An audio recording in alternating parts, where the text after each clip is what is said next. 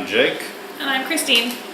Today we're going to look at the trailer that starred a very iconic horror franchise, one that a lot of people recognize today.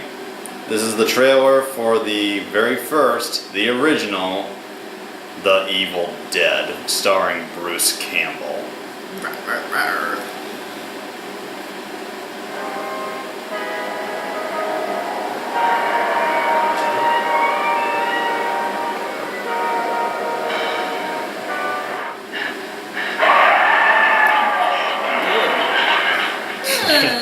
Maggots, not cool.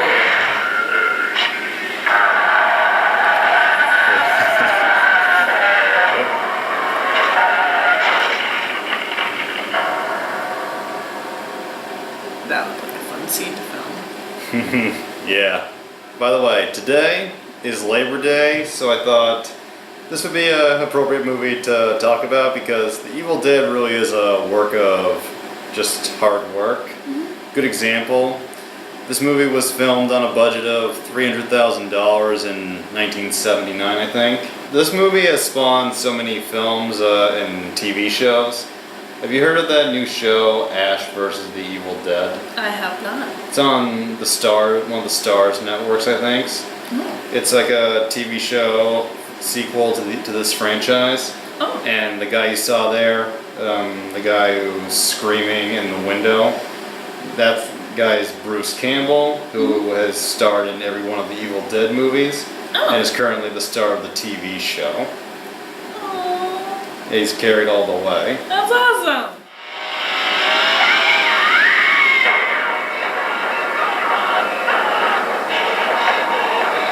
What did you do?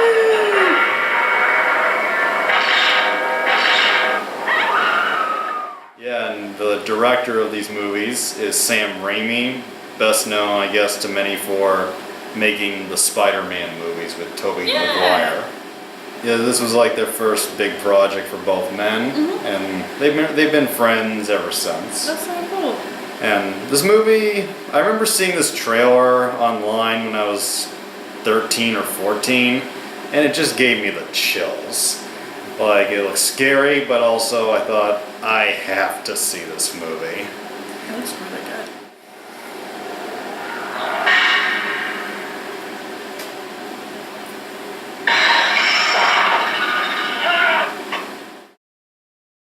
The filmmakers made it with one thing in mind: keep the blood flowing down the screen.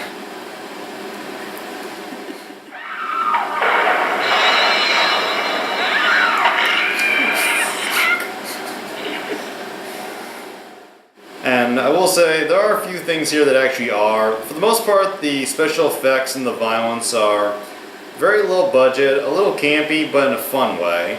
Yeah. But there are a few sequences here that could be a bit much for certain people who are sensitive to certain things. Like, there is a pretty flinch-inducing scene where a woman is raped by a tree that's come to life.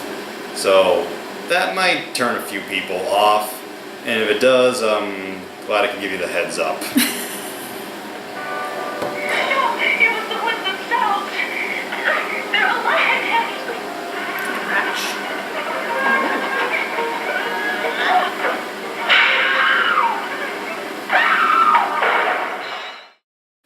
But other than that, it's mostly good, straight-up gory action. And it's about a bunch of dumb college kids who go to a cabin for the weekend, and they discover a book and a recording of somebody deciphering the language in it. And what happens is the recording ends up resurrecting zombies or demons that end up possessing everyone in the cabin. Oh gosh. And soon enough, the only one left is Bruce Campbell.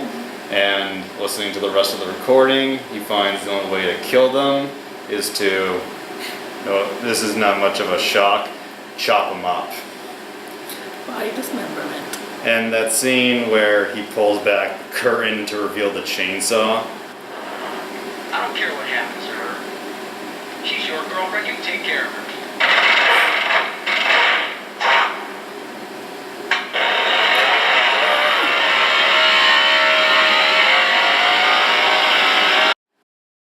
Fun fact, that was not a fake prop.